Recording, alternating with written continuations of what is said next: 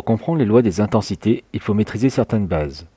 Savoir que l'intensité représente la force du courant électrique. Savoir qu'elle s'exprime en ampères, de symbole A.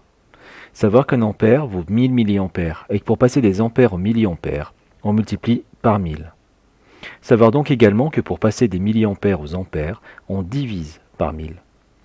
Savoir que l'on représente l'intensité par la lettre I majuscule et que pour dire qu'une intensité vaut 2 ampères, on va écrire I égale 2 ampères.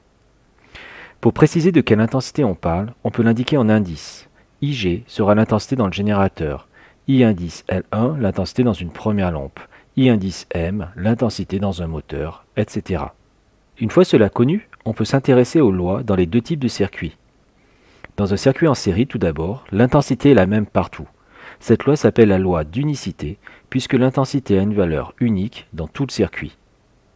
Dans cet exemple, on a donc IG égale IL égale IM. Si on nous donne une valeur, on les connaît donc toutes. Pour comprendre cette loi, il faut imaginer que le courant électrique est fait de petites billes qui se déplacent.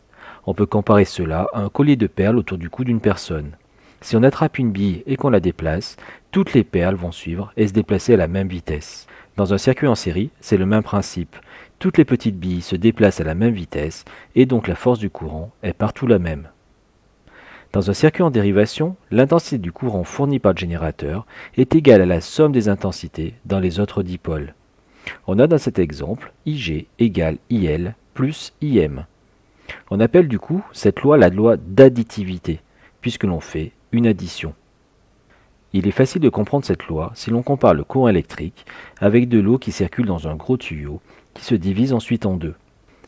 On voit bien que la quantité d'eau qui va sortir du gros tuyau sera égale à celle qui entre par le premier petit tuyau plus celle qui rentre dans le deuxième petit tuyau. Si tu as compris cela, tu peux maintenant regarder la vidéo qui explique comment utiliser ces lois.